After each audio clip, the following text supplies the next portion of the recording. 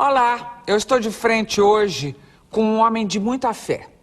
Pedro Siqueira arrasta multidões para rezar o terço com ele numa igreja do Rio de Janeiro. Faz isso há 15 anos e sempre surpreende os fiéis com mensagens que diz receber dos santos, dos anjos e dos mortos. Pedro Eduardo Siqueira é carioca, tem 40 anos, aparenta menos. Fez direito e trabalha na Advocacia Geral da União. Desde menino ele tem essas visões, o que assustou muito a família e quase atrapalha a vida de estudante. No começo deste ano, Pedro lançou este seu primeiro livro, Senhora das Águas, que escreveu, segundo suas palavras, a pedido de Nossa Senhora. O incrível é que Pedro conta essas coisas com enorme simplicidade. Ele leva uma vida super normal, é casado, acaba de ganhar seu primeiro filho e paixão mesmo ele tem pelo futebol, ou melhor, pelo Fluminense. É isso mesmo, é? É, importante é isso, a paixão é pelo Fluminense Futebol Clube. Você aparenta mesmo ser muito mais moço e eu gostaria de saber sua história, Pedro. Tomei conhecimento da sua história outro dia por uma grande matéria que li, uma reportagem que li a seu respeito. Sim. E fiquei muito curiosa. E gostaria de saber da origem de tudo. Você é nascido no Rio de Janeiro? Sou nascido no Rio de Janeiro, sim, na zona sul do Rio de Janeiro. É. Você teve uma infância absolutamente normal? Quando é que você começou a... O que é? Você ouve vozes? Como é que se dá o seu processo? Bom, eu não saberia dizer a origem, porque desde criança eu já via e ouvia. Então, para mim, o normal... A lembrança mais remota é de que idade, mais ou menos? Eu conto sempre que a mais remota, com uns 3 anos de idade, na pracinha lá em Copacabana. Eu costumava ir brincar sempre na pracinha. Hoje em dia tem o metrô na pracinha lá onde eu brincava, né? Eu morava ali em frente. E me lembro de ver sempre aquele homem muito alto me acompanhando, né? Quando eu dava voltas de velotrol. Você via um homem? Sim, eu via Vestido como? Você consegue lembrar? Com uma túnica verde. Uma túnica verde, uma pele que brilhava. E ele, muito tranquilo, ficava me olhando, né? Me observava sempre, estava sempre junto de mim. Um homem de cara limpa, sem barba, sem nada? Sem barba, de traços finos e um rosto muito angulado, né? Uns olhos que eram verdes, como o cabelo dele era um pouco esverdeado, luminoso. E lembro dele tomar conta de mim, assim, dele estar sempre comigo, eventualmente me dizer alguma coisa. Então, não vai por aí, você vai se machucar, fica tranquilo, vem pra cá, algumas coisas assim. Você sozinho, brincando lá? Não, eu brincava com os meus irmãos, amiguinhos lá do prédio, tinha minha babá. Então, assim, pra mim era normal, era uma coisa que acontecia todo dia. E eu não me recordo quando começou. Me lembro que algumas vezes minha mãe ficava um pouco impressionada com aquilo que acontecia.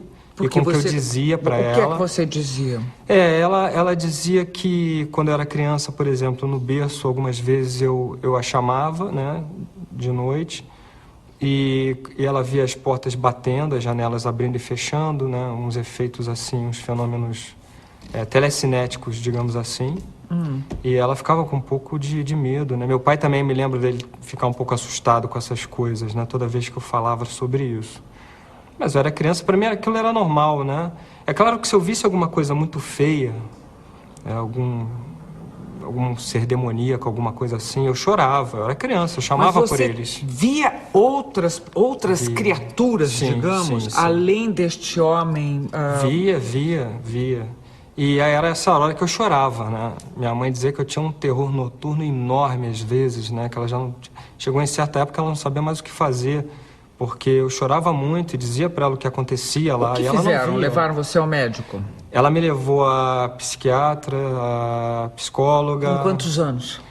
Eu tenho a recordação da psicóloga, do psiquiatra, eu tenho com 5, 6 anos de idade. Neurologista também. Pra ver se você tinha algum problema. Foi. E aí não se constatou nada.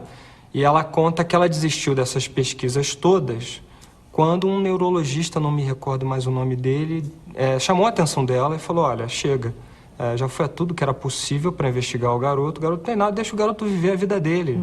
É assim que ele falou. E ela desistiu, aí ela parou. Eu não parei de ir aos médicos porque logo depois eu tive um tumor ósseo. Ah. E aí foi uma outra sequência de médicos, de operações e tudo. Eu tive esses problemas de saúde, sim. Você assume publicamente, digamos, essa sua... Você chama de quê?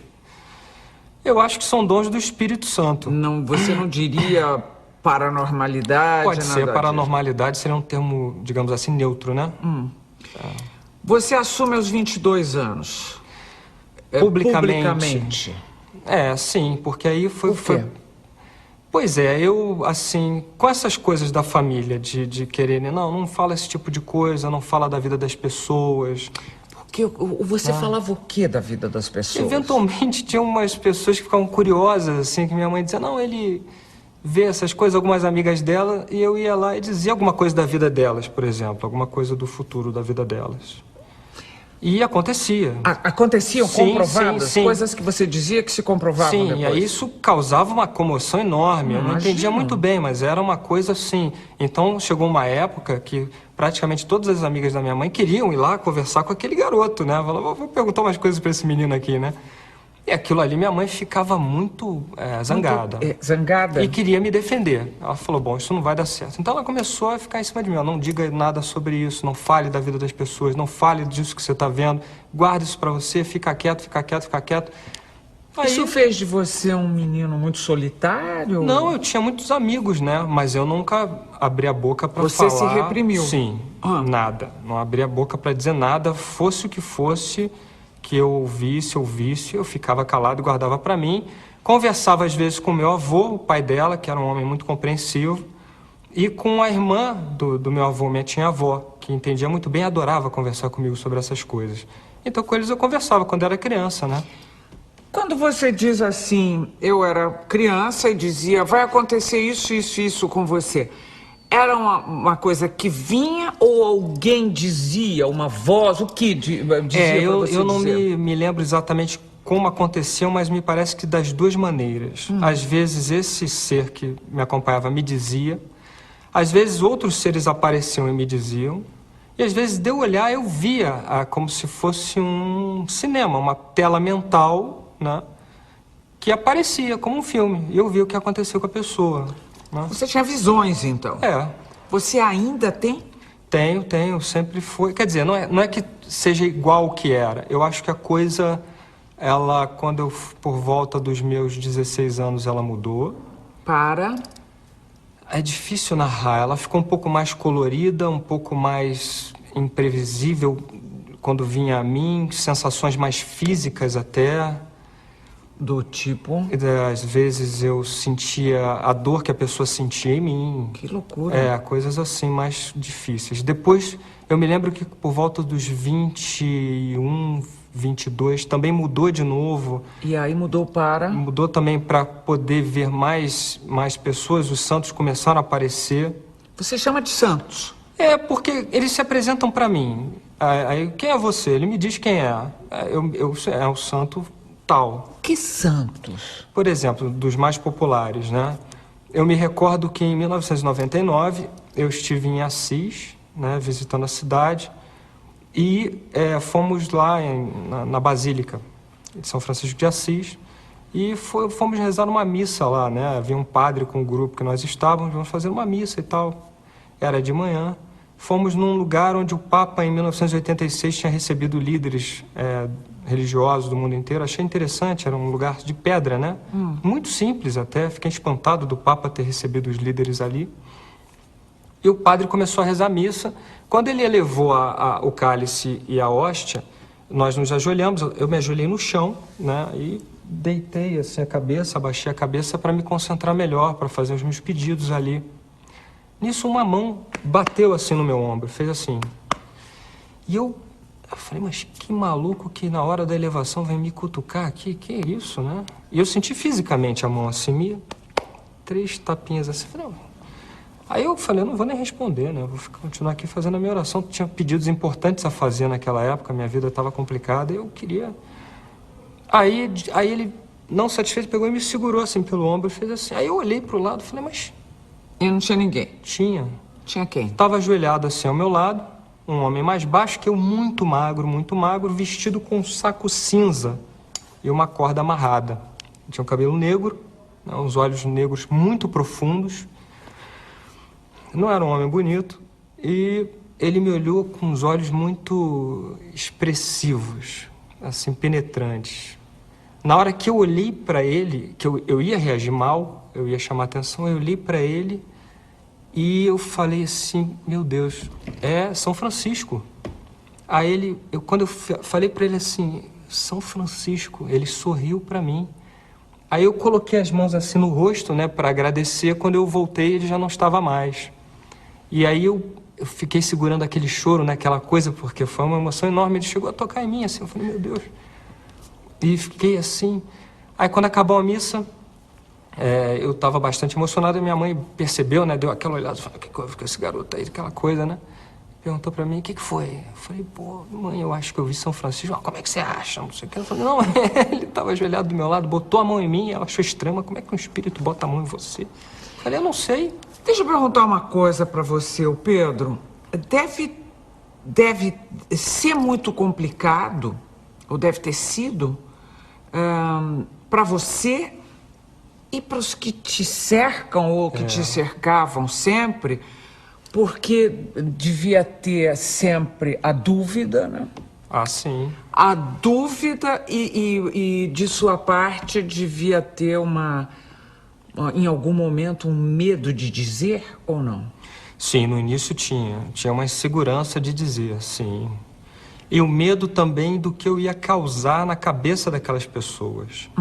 Né? Porque a partir do momento que a coisa acontece, o sujeito que é cético já não é mais cético. Você assume isso aos 22 anos de idade? Quer dizer, você assume, a partir daí, a curiosidade ou o desespero dos outros. Porque eu imagino que todo mundo tenha começado a te procurar para pedir me ajuda, ver isso, ver aquilo. Não tem isso? Tem isso, perfeito. Aos 22 anos, quando eu levo o terço para dentro da igreja, lá na Santa Mônica. Vocês sempre foram católicos? Sim, minha família sim. Quer dizer, os seus santos são católicos, esses que apareceram. Você assumiu que desde a infância quem aparecia ao seu lado eram os santos da Igreja Católica? Esses que eu me lembro ou eram santos ou era o meu anjo da guarda, que era esse ser grande que sempre apareceu. E eu resolvo levar isso para a igreja. E resolvo fazer isso dentro da oração do terço, do rosário, né? O terço é um mistério, né? São 5 mistérios, né? Um Pai Nosso, 10 Ave Marias. E eu resolvo fazer isso dentro do terço, que achava que era uma devoção que me levava, a mim, especialmente, a uma contemplação. Uma devoção que me levava a estar mais perto de Deus, não sei dizer, uma intimidade maior. Então eu resolvi fazer disso a bandeira da coisa. Falei, não, vou difundir o terço para as pessoas, porque eu acho que é importante. Daí é estava que muito você esquecido. começa a rezar. Dentro do terço é que eu dava essas mensagens. Ô Pedro, você vê que o que você faz, quer dizer, a forma como você resolveu assumir as suas visões, essa sua, digamos, paranormalidade, define que a igreja certa é a católica, é isso? Olha, você define que as outras religiões provavelmente estão erradas, é isso? Não, nunca disse isso. Na realidade, eu me sinto bem ali. Né? Mas se esses santos, quer dizer, se você fala com essa segurança, essa certeza de que esses santos dizem, aparecem, ajudam, você está dizendo sim, esses santos existem, sim, a Igreja Católica está certa em cultuar esses santos, porque essa a verdade... Olha, eu acho, isso é bem colocado, eu acho que a Igreja Católica, ela tem um plano de vida excelente para quem quer se tornar santo. E por isso esses santos se tornaram santos. E fico feliz que eles venham me auxiliar na minha missão. Agora, é claro que Deus, ele é pai de todos. Né? Nossa Senhora mesmo diz, ela é mãe da humanidade, ela não é mãe dos católicos apostólicos romanos, ela é mãe de todos, tanto que ela abre os braços para todos. Então eu acho assim, se a pessoa tem uma vida que tem essa adoração por Deus, que é fundamental, né? Traz Deus no seu coração e adora a Deus, né? Se a pessoa tem uma vida com atos de amor e caridade, é uma pessoa correta, é uma pessoa que se esforça pelo próximo, que se esforça em evoluir espiritualmente, eu acredito que essa pessoa vá para o céu. Independente da religião dela. Ok. Independente. E você diz assim, é a minha missão, qual é? A minha missão, me parece que a mais importante é difundir essa amizade com Deus. É dizer para as pessoas, o mundo hoje é muito materialista, é muito consumista, é muito imediatista, tudo tem que ser pronto, rápido. Esqueceram a Deus. Então, a minha missão é essa, Deus existe, sejam amigos de Deus. Eu acho que isso resume a minha missão, é isso que eu faço. Muito bem, nós estamos terminando o primeiro bloco de frente com Pedro Siqueira, o homem que conversa com Nossa Senhora. Ainda não falamos disso, nós voltamos em seguida, até já. De volta para mais um bloco de frente com Pedro Siqueira. Ô Pedro, como é que é uma história, um episódio que você narra de que você teria morrido quando era criança e depois renasceu? Que história é essa? Meus pais contam que eu era bebê, acho que tinha 1 mês, e eu tive uma crise, alguma convulsão no colo da minha mãe de tarde e apaguei. E ela chamou a vizinha para ajudar e elas achavam que eu estava morto, né? E me levaram imediatamente para o hospital. Ela me conta que ligou para o meu pai no escritório, ele estava no centro da cidade trabalhando. Seu pai fazia o quê? Meu pai é advogado. E sua mãe? Minha mãe é psicóloga. Ela estava em casa, ele estava trabalhando lá no centro da cidade. Ele conta que quando ele recebeu o telefonema, ó, seu filho morreu, vem para casa. Ele ficou louco, saiu correndo, uma confusão. E ela diz que eu cheguei sem vida no hospital e que aí tentaram me reanimar. E meu pai conta também que o médico tentou me reanimar e, de repente, eu voltei à vida, que a situação era muito grave, eu não sei que tipo de coisa aconteceu, e que eu teria retornado mesmo, e que o médico ficou bastante espantado com aquela situação num bebê tão pequeno. Fisicamente, cientificamente, já tentaram explicar o que você tem ou não? Olha, que eu saiba... Por exemplo, eventualmente, essa parada que você teve pode ter afetado de alguma maneira a função, eu não sei, elétrica no teu cérebro? Isso foi dito pro neurologista e tudo, né? Ele não achou nada de errado, realmente não. Você, apesar disso, você conseguiu levar uma vida normal? Normal. A primeira namorada, o melhor amigo? Normal. E todas essas pessoas sabiam disso em você? O curioso é que no colégio, né, o que eu me lembro, as pessoas sabiam e aquela coisa, eu entrei no colégio lá no Santo Agostinho logo na primeira série do primário, hoje em dia não sei como chama mais. Eu também não. Como é que Primeiro mudou? grau. Logo no início, né, eu fui alfabetizado num colégio de freiras, que também já não existe mais lá no Rio de Janeiro, e aí minha mãe falou o seguinte, você vai fazer concurso por uma outra escola que eu quero muito, que é o Colégio Santo Agostinho, que é um dos melhores colégios do Rio de Janeiro. Eu quero que você faça uma prova, você vai passar, você vai lá. Eu falei, eu vou. Ela vai, porque seus amigos vão também. Se você não for, você vai ficar sozinho aí. Eu falei, então vamos esforçar para ir, né? E eu fui, passei, alguns amigos meus foram também, e aí você cria uma amizade. Então eu estudei com essas pessoas desde os meus, 6 anos de idade até os 17. E aí a gente se conhece, as pessoas não davam a mínima para isso, sabe? Eu era mais um. Eu Mas acho que eles sabiam que você tinha sabiam, mas como também eu não fazia alarde, não falava nada... Achavam natural que isso acontecesse. Achavam natural. Você tinha isso em qualquer lugar e tem até hoje, ou você precisa de um ambiente propício? Estar na igreja, estar uma luz, pergunta um boa. certo... Veja só, a coisa de Nossa Senhora só acontece lá na igreja. Desde quando? Eu não saberia dizer a idade certa, mas calculo que por volta ali dos meus 23. E como é que se deu?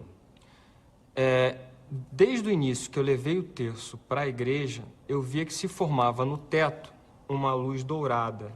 E essa luz dourada ia se abrindo durante a nossa oração e descia sobre as pessoas.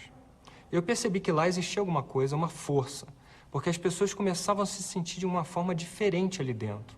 E falavam para mim, meu Deus, acontece alguma coisa aqui dentro que aquela minha angústia desaparece, a minha depressão some, eu passo a me sentir bem.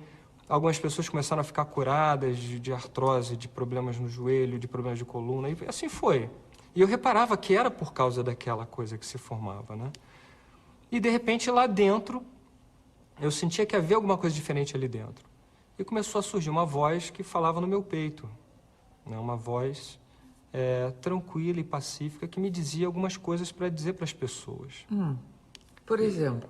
Para dizer, por exemplo, que o filho de alguém ia sair do CTI, que o marido ia ficar Com curado. nomes e etc.? Com nomes, dava nomes, sim. Bom, isso é uma coisa absolutamente surpreendente. As pessoas ficam surpresas, sim. Para mim era muito tranquilo, porque era uma segurança, porque se aquela voz me dizia e vinha daquela luz maravilhosa, por mim, não, eu falei, tô muito tranquilo. Me dava uma confiança. Você não sabia quem era, você simplesmente dizia e aparecia alguém que estava com Aí problema. sempre no final da oração vinha uma pessoa e falava assim, pô, você falou meu nome, falou o que eu tô passando, falou a situação do meu marido. As pessoas ficavam espantadas, né? Eu disse na abertura que você também conversava com mortos. Bom, considerando que você falou com São Francisco de Assis, falando com os mortos. Mas são só santos ou pessoas que se identificam? É um problema. O que acontece que eu noto? Muitas vezes, durante a oração, aparecem realmente pessoas que eu chamo, dentro da fé católica, de almas do purgatório. São pessoas que estão no purgatório que vão lá para rezar. Elas têm, por algum motivo, permissão de Deus e estão lá para rezar, né? Elas são muito tranquilas, não me falam nada, né? Não me falam nada. Então, eu não dou mensagens dos mortos para as pessoas que estão ali. Eu peço oração para eles, é diferente, porque realmente se eles estão ali é porque eles estão precisando de oração. Então eu conclamo as pessoas a rezarem por aquelas pessoas, mas eu não faço essa ponte, né? Eu tenho muito... Não é uma coisa que me... Não, senão, porque também você ficaria escravizado, ou... Exatamente. Não se considerando uma escravidão, você teria que fazer uma escolha na sua vida. Por que você escolheu fazer direito? Boa pergunta, né? Porque... Uma pergunta difícil. Porque eu gostava muito de tocar, era músico. Eu me lembro que eu tinha ido estudar um período na Inglaterra, fazer o meu TTC, né? TTC? Teacher Training Course. Eu tinha terminado o inglês, tinha me formado no Britânia já desde cedo, e aí eu ganhei uma bolsa para estudar nesse curso na Inglaterra. E de lá tinha algum tipo de convênio, eu não me lembro bem o que era, para o Berkeley, na Califórnia, para estudar guitarra. É lindo lugar. Especial, e excelentes professores. Aí eu tinha estudado guitarra e tal, lá no Rio de Janeiro. E me lembro de eu ter ligado para o meu pai e falar, poxa, pai, eu tenho uma chance aqui, de repente você podia quebrar esse galho e me... Aí meu pai ficou, você tá maluco, vai ser músico? Tá maluco, não sei o quê. Não, fala com a tua mãe, passou a bola para minha mãe, né? Nossa, ela virou bicho, falou, de jeito nenhum, tem que ter uma profissão, como é que você vai se sustentar, não sei o quê, que absurdo, acho que eu vou te sustentar a vida inteira, aquela coisa. Aí morreu nisso, aí voltou, eu tinha que, né? E eu tinha feito o vestibular, como meu pai era advogado, eu tinha feito pro direito, já tinha passado. Falei, quer saber, eu vou tentar, vou ver se me... E você matou o seu músico? Quase. Mas você ainda faz música? Eu toco, durante as reuniões do terço, eu toco e canto. Terço este, que você começou no Rio de Janeiro, mas agora você vai a São Paulo. Não, já temos dois meses que estou em São Paulo. Já fiz 2 vezes aqui. No último terço nós tivemos quase 3.000 pessoas. Já. Espero ter pelo menos umas 5.000 pessoas no próximo. E qual é o seu papel, vamos dizer assim, no dia do terço? O meu papel é de condutor. Eu conduzo a oração e sou um instrumento. Eu fico livre para o que o mundo espiritual quiser de mim. E sempre acontece? Sempre, nunca deixou de acontecer, sempre. Você falou, eu fui morar na Inglaterra, depois fui a Berkeley. Você chegou aí a Berkeley? Não chegou aí a Berkeley, mas na Inglaterra, você vivia esses fenômenos mesmo lá? Vivia lá. E me lembro de um evento, de uma vez eu acordava muito cedo e tomava café lá na casa, né, com os meus landlords ingleses. E me lembro de uma cena interessante. Ela tinha um quintalzinho onde ela colocava, arrumava as roupas, né? Ela era uma mulher alta, assim, bonita, forte. E ele era carpinteiro. Eu conversava muito com ele, eu gostava muito dele, chamava-se Mike. Aí, um dia eu olhei assim e falei, Mike, tem alguém no seu jardim? Isso, 6 da manhã. Aí ele olhou e falou, como tem alguém no meu jardim? Ele ficou preocupado, né? Ele não sabia de nada disso em você? Não sabia. Eu me lembro de falar pra ele, rapaz, tem uma mulher ali vestida assim, assado no seu jardim. Quem é a sua parente? Aí quando eu descrevi, ele ficou chocado. Ele reconheceu pela descrição. E ele ficou me olhando e falou assim, você tem certeza? Eu falei, tenho. Ele falou, rapaz, você tá me descrevendo uma tia minha, mas ela já morreu. E aí eu calei a minha boca, falei, meu Deus, falei bobagem onde não devia para um inglês do interior. Aí fiquei quieto. Aí não deu outra, eu fui pra escola, fui estudar, depois tinha futebol, fui jogar uma bola, não sei o quê, voltei, aí de noite ela entrou no assunto, ela falou, mas eu não entendo, o que aconteceu que você falou isso? E aí fui dar explicação, aí no sábado teve um almoço com a família, tive que dar explicação para todos aqueles ingleses lá, eles me olhavam com uma cara de espanto, assim, sem entender, né? Você dá más notícias? Quando eu era mais jovem eu dava bastante, né? Eu via e dizia. Aí eu parei. Eu parei porque teve um evento, né? Lá na igreja da Santa Mônica. Eu estava muito cansado. Eu tocava com jovens, né? Tinha um grupo legal pra caramba. A gente fazia uma missa das 7 horas da noite de sábado. E tinham as pessoas muito insistentes, né? Mulheres insistentes com problemas afetivos. Que são, nossa, mas insistiam muito. E tinha uma com problema com o marido, mas era muito chato aquilo. E Você sabe que a maioria das mulheres não, são eu diria insistentes e 95% com todo respeito a vocês. Mas é muito insistente, eu cansado, né? E garotão, aquela coisa, né? E meu marido, não aguento mais. Quando é que eu vou me livrar? Quando é que eu vou me livrar? Quando é que eu vou me livrar? Eu me lembro como ontem, né? Eu tava com o violão na mão, assim. Quando eu guardei o violão, ela falou, quando é que eu vou me livrar? Eu vi o sujeito morto. Aí eu olhei aquilo e falei assim... Quando eu vi morto, eu falei, quando é isso? Eu perguntei. Amanhã. Aí eu falei pra ela, você vai se livrar amanhã. Amanhã você tá viúva, ele vai morrer. E aconteceu? Nossa, ela ficou parada assim, me olhando. Aí ela fez assim com aquela cara de quem diz assim, não, né? Aí eu falei, amanhã. E saí. E isso aconteceu? Aconteceu. O homem teve um infarto, o cara tinha 41, 42 anos, caiu duro. E a mulher tem ódio de você até hoje? Minha amiga. Tua amiga? Sério, minha amiga, o que aconteceu? Ela ficou chocada, claro, durante alguns dias. E aí teve uma missa dessa, ela apareceu e foi falar comigo. Ela falou assim, eu tô impressionada porque realmente ele morreu. Agora, vem cá, Pedro. É o seguinte, se você recebe essas mensagens e elas são terríveis, e você não passa pra frente, você não tá contrariando os mesmos santos e as mesmas isso é coisas importante que ser perguntado, né? acontecem? Parece que eu tô traindo lá. Mas não é, veja só, algumas coisas eu vejo pela minha intuição quando eu tô nessa sintonia. Eu digo que aí o Espírito Santo me permite ver. Outras coisas são quando eles chegam e me dão um recado. Esses recados eu procuro passar e eles não fazem essa linha fatalista, eles nunca me deram um recado ruim. Mas de eu olhar e ver alguma coisa, isso pode acontecer em qualquer lugar. E aí eu me calo, porque eu acho que isso não leva a nada. E os que não acreditam em você?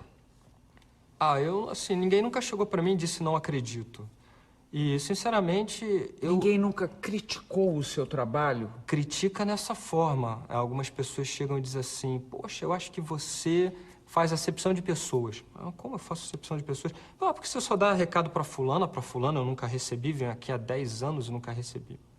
Esse tipo de crítica. E outras que me pegam na rua e falam, poxa, fala alguma coisa pra mim, fala alguma coisa da minha vida. Aí eu não vou... Eu não sou cartomante, entendeu? Eu não... E as suas... Você teve muitas namoradas? Não, poucas.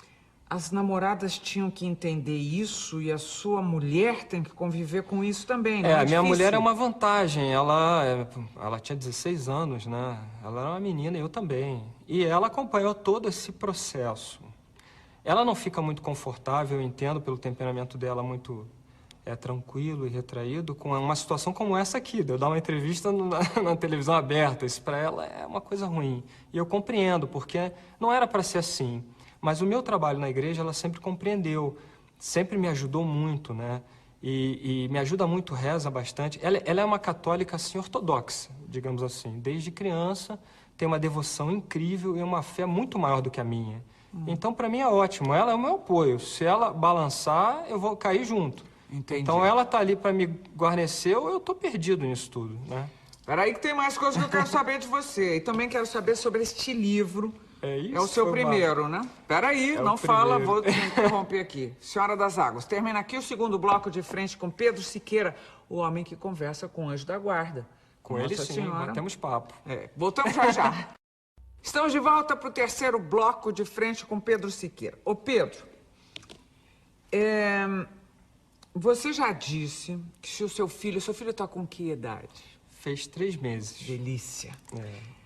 Você já disse que se esse filho tiver o mesmo dom que você vai agir com ele de maneira diferente dos seus pais. Sim. De que maneira seria? Eu tenho uma vantagem sobre os meus pais, né? Eu consigo ver o que está acontecendo no mundo espiritual e eles não conseguiam. Eu compreendo plenamente o que eles viveram e a apreensão deles. Mas eu teria uma outra forma de lidar com isso. Claro que eu não vou expô-lo, mas eu conversaria com ele a respeito de visões, desse tipo de coisa, de mensagens, de visão dos espíritos, do mundo espiritual, de uma outra forma, né? Sem essa coisa tão dominante do preto no branco, de não pode falar, isso não é assunto. Conversaria com ele, mas também não gostaria que ele saísse por aí falando o que ele visse. Porque choca as pessoas, e a ideia não é essa. Mas aí, isso conversado, fica melhor na cabeça da criança do que como eu sofri a coisa, eu acho. Vou fazer uma pergunta, queria que você fosse muito, muito criterioso nessa resposta. Sim. O seu filho, assim como você, teria um dom magnífico ou seria escravo de uma situação terrível? É um prazer e é um fardo ao mesmo tempo, não há dúvida. Eu senti na pele e sinto como é muito difícil. As pessoas acham que é uma coisa maravilhosa, que é um conto de fadas. Não é. É duríssimo. E volta e meia eu sou obrigado a lidar com forças malignas mesmo. Por exemplo? Demônios, vai lá. Bom, mas e eles fazem o quê? Como é que acontece isso? Olha, pra você ter uma ideia, eu tenho um cachorrinho, um poodle, pequenininho, que é uma alegria, né? Ele é muito alegre. Da noite pro dia, eu tive um embate espiritual com uma criatura dessas. Ele amanheceu cego, de um olho. Mas o que é um embate espiritual? Porque eu só conheço em cinema, em literatura. Eu entendo. É mais ou menos assim. Eu tenho uma missão a cumprir que é levar Deus ao povo, levar a Nossa Senhora ao povo. E eles não querem que eu faça isso. E aí? E aí eles querem me destruir minha família. De que forma? Colocar problemas de saúde, problemas financeiros, problemas profissionais, problemas afetivos. São ameaças ou são fatos? Não, são fatos. Eles ameaçam e acabam cumprindo algumas das vezes, né? Como sempre houve na história da Igreja Católica, pessoas que sofreram esses ataques. Então você está dizendo que você sofre sistematicamente esses ataques. Sistematicamente, você sim. vive dificuldades no seu cotidiano. No meu cotidiano e com eles frente a frente muitas vezes. Né? Você atribui isso aos demônios? Não tudo, claro que não. Mas algumas coisas eles chegam para mim e dizem o seguinte: vou fazer tal coisa com você. Entendeu? Você conseguiu atingir o coração de tantas pessoas, eu vou te punir com tal coisa, isso não vai ficar desse jeito e tal. E uma dessas vezes, meu cachorro ficou cego de uma vista. Vou fazer uma pergunta ainda delicada. Por que é que você não foi viver tudo isso dentro de um seminário, por exemplo? Não seria mais fácil? Não seria muito mais de acordo com a sua espiritualidade, a sua dedicação à causa, a sua, vamos dizer, a sua sanidade física e mental, já que você não precisaria sofrer esses ataques ou confrontos na vida real, etc. e tal, não seria? Eu não sei, eu acho que eu tenho mais liberdade aqui. Lá, eu não teria essa liberdade toda. E com relação aos ataques, eu lembro muito bem, né, de santos como o Santo Padre Pio. Como ele vivia lá dentro, protegido na clausura, né, na cela, com seus irmãos e tudo, o demônio se materializava e dava surras nele, surras físicas. Ele aparecia todo quebrado de manhã. O Santo Curadars ficava de cama de tanto que ele apanhava do demônio também. Então eu prefiro apanhar desse jeito. E levar uma vida normal, né? à medida sem do um olho possível. roxo, um braço quebrado. Você tem uma certa cara de padre, você sabe. Você acha? Acho. Nossa. E acho que o seu anjo da guarda te protege muito, porque você tem uma cara de bebê. É mesmo? É, você não sabe disso, não? Te falaram? Tô falando sério. Eu envelheço de uma outra forma, é interessante mesmo. É. De que jeito? Muito lentamente. A minha cabeça, o meu corpo, ele conserva... Mas você pratica artes marciais. Eu adoro. Por quê? Nossa, eu não sei te dizer, é um prazer enorme. A minha cabeça repousa totalmente ali, sabe? Quando eu tô lutando. Eu gosto muito, gosto muito. Eu acho que faz bem pra disciplina. Eu acho que é um grande legado daqueles monges, né, Zen e dos monges Chan, lá, budistas, né, do Oriente, porque era uma disciplina obrigatória para eles nos monastérios, justamente para que a cabeça pudesse repousar. Exatamente, e o corpo pudesse ter saúde. Então eu adotei esse padrão de vida, mas eu fiz esporte desde criança, né? Eu já nadava, já praticava natação e judô com 4 anos de idade. Você ganha dinheiro com o seu dom? Nada. Isso é terminantemente proibido. Isso é uma coisa que, inclusive, lá na minha adolescência, o meu anjo conversou comigo e disse o seguinte: olha, você vai ter uma profissão, você vai se sustentar, porque isso é gratuito. Deus te deu de graça, você vai dar de graça. Então, isso não pode ser cobrado em hipótese nenhuma.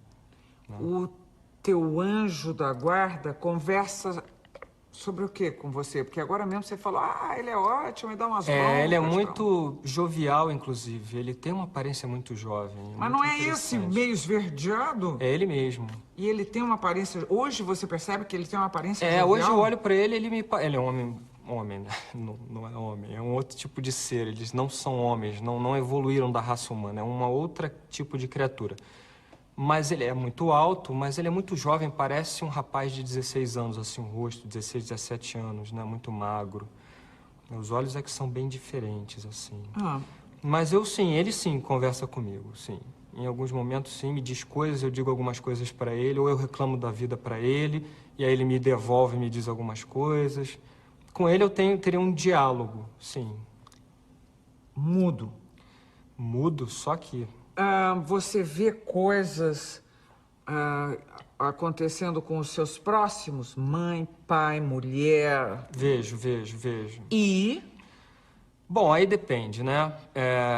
Tem que sempre ter um certo cuidado. Eu tenho um evento com meu pai recente que foi o seguinte.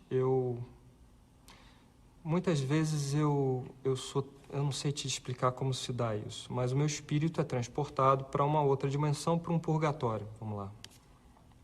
Purgatório é um lugar físico? É um lugar, olha, para mim porque como eu estou lá às vezes, né, ando por lá e às vezes converso... E ele tem que cara, por exemplo? Uma cara mais colorida do que o nosso mundo aqui, mas bastante similar. Bastante similar, com casas, com campos, com lagos, com... montanhas. Você diria que o Chico Xavier tinha o que você tem? Olha, eu não sei dizer, eu não conhecia assim. Vi um pouco da história, né, no filme. Dos livros que ele escreveu? Não, os livros foram psicografados, não é isso? Não, eu não psicografo, eu não incorporo. Esse livro aí não foi psicografado, é puramente mental. Mas você compreende o que acontecia com ele? Eu penso e aceita? Sim. Eu penso que Deus pode se manifestar em qualquer tipo de pessoa. E essas visões que ele tinha, talvez do outro lado, e me lembro de alguma vez ele também ver anjos, etc. Provavelmente é a mesma coisa que eu vejo, né? Eu acho que sim. Era mais fácil se eu pudesse conversar com ele e saber exatamente. Porque ele também passava essas mensagens, não é? Mas as mensagens dele eram mensagens dos falecidos. Não era isso? Eu não tenho certeza. Me parece que era isso. Não, isso eu não faço, é diferente do meu, né? Eu, quando passo alguma mensagem de algum santo, né? Vai lá, de falecido de algum santo para algum, como se diz, protegido do santo. E de Nossa Senhora e do Espírito Santo que me inspira na hora, é diferente um pouco. E a Senhora das Águas, que necessidade foi essa? Pois é, estava eu fazendo um retiro em Fátima com o Frei João Antônio, que é o meu diretor espiritual. Nós estávamos caminhando para fazer a Via Sacra no bosque, não no santuário em si, no bosque. Eu gosto muito do bosque. Porque o santuário é muito feio. Ficou aquele cimentão lá cheio de carros parados. O santuário ficou com aquela coisa muito moderna atrás, né, que eles construíram, enfim. O santuário não é como o bosque. Primeiro porque o bosque foi o lugar onde ela mais vezes apareceu. O bosque foi o lugar onde o anjo de Portugal apareceu. O bosque foi o lugar onde houve o milagre do sol. O bosque é a natureza, é aquele lugar que eu gostaria de morar lá dentro. Se me dissesse assim, você pode ficar com uma cabana aqui, morar aqui, eu já tinha ido, né? É o lugar que mais me... Para mim, o paraíso na Terra é aquele bosque de Fátima, e para o Frei João Antônio também, para minha mulher também. Estamos lá caminhando, então, para fazer uma Via Sacra, que é uma devoção, no bosque. E esse dia, quando eu olhei para frente, que eu fui respirar, nós estávamos até cantando, né? Ele adora cantar, ele tem uma voz de tenor assim, né, Frei? Tem uma voz de tenor. E ele estava cantando, eu olhei para cima, eu vi, ela apareceu na minha frente, né, fisicamente. Estava lá ela. E ela falou para mim, eu gostaria que você usasse a sua cabeça e fizesse algo que pudesse evangelizar pessoas que estão fora da igreja. Aí eu não abri a boca, né? Falei, não vou falar nada, vou continuar andando. Continuamos andando. Aí ela virou e insistiu, eu gostaria que você escrevesse, né? E eu perguntei mentalmente para ela escrever sobre o quê? Ela falou sobre as suas experiências, sobre as suas ideias, sobre a coisa da vida espiritual. Escreva. Eu falei, eu não vou escrever. Vai ficar uma coisa muito professoral e eu acho que isso é chato, as pessoas não vão querer. Ela falou, então dê o seu jeito, faça do seu jeito, faça da sua forma. Faça de uma forma agradável. Fiquei calado, não respondi para ela se eu ia fazer ou não. Nisso o Frei virou para mim e falou, ela está te falando alguma coisa. Eu falei, mas como é que você sabe? Caminhando aqui, cantando. Ele falou assim, o que ela te falou? Aí eu falei assim, fiquei meio sem jeito. Falei, não, ela queria que eu escrevesse. Você vai escrever então, né? Eu falei, eu acho que eu não vou escrever não, porque eu vou ter que me expor muito. Aí ele falou, mas nós temos que nos expor. A ideia é essa. Quem quer evangelizar tem que se expor. Tome coragem e vai dizer, afinal de contas ela faz tanta coisa pra gente. Aí eu disse sim. E aí esse livro, então, você diria que na história da psicóloga Gabriela, que vai viajar à Europa em busca de respostas e tal, tem muito da sua exposição aqui. Tem. As visões que a personagem tem são minhas visões que eu tive. Descrevo aí o São Gabriel Arcanjo, né, que eu vi. Descrevo as visões. As histórias que estão aí, quer dizer, eu construí uma espinha dorsal, mas as histórias do enredo são histórias de pessoas verdadeiras, pessoas que viveram comigo esses 20 anos rezando, que passaram por esses problemas, né? Então eu construí uma ficção baseada em fatos que são fatos reais. Ok. E a renda? Bom, essa daí está liberada para o que eu quiser. Eles disseram porque é intelectual o trabalho. E eu mando uma parte, né, para a caridade para as crianças, outra para os animais que eu adoro. Sou criticado por isso, mas eu adoro, sou filho de São Francisco. E se sobrar alguma coisa, fica para mim. Por enquanto não sobrou nada. Bom, termina aqui o terceiro bloco, de frente com Pedro Siqueira, o homem que reza um terço a pedido de Nossa Senhora. Nós voltamos aqui. Estamos de volta para o último bloco, de frente com Pedro Siqueira. Bate-bola, jogo rápido. Bem rápido. Família. Uma bênção de Deus. Os católicos. O povo de Deus que está aí reunido, caminhando, pecador e santo ao mesmo tempo, né? Os evangélicos. Os evangélicos, infelizmente, se desgarraram, né, e não aceitam Nossa Senhora, mas quem sabe um dia. A fé. A fé é o maior dom que uma pessoa pode ter. A música. A música é um prazer. João Paulo II. João Paulo II, nosso protetor do nosso Fluminense Futebol Clube. Sou devotíssimo João Paulo II, rezo todo dia e dou graças a Deus que eu vi esse homem na face da terra. Por conseguinte, você é devoto do Fluminense, é isso ou não? Bento XVI. Bento XVI, muito competente, leva a igreja com pulso firme. Um sonho. Que um dia eu pudesse levar minha mensagem para o mundo inteiro. Um grande medo. Eu não tenho medo. Jesus repetiu mais de 300 vezes no Evangelho, não tenho medo. Acho que eu incorporei isso, não tenho medo. O futuro. A Deus pertence, não faço a menor ideia. A Igreja Católica aceita você na sua totalidade ou há quem preferisse que você não tivesse dons? Acho que as duas coisas. Tem uma parte que me aceita muito bem, como o Dom Fernando Figueiredo aqui em São Paulo, e uma parte que gostaria de me ver bem longe. E tudo bem. Por mim, tudo bem, eu não tenho inimigos, eu levo a vida bem. E Pedro Siqueira por Pedro Siqueira? Um homem normal que está tentando levar sua missão adiante num caminho bem longo, né? Buscando a sua santidade, quem sabe um dia, né? O homem normal eu posso contestar aqui. Pra mim. Querido, muito obrigado pela entrevista. Obrigado. E nós voltamos no próximo domingo com a dupla sertaneja Fernando Sorocaba, logo depois do programa Silvio Santos. Até lá.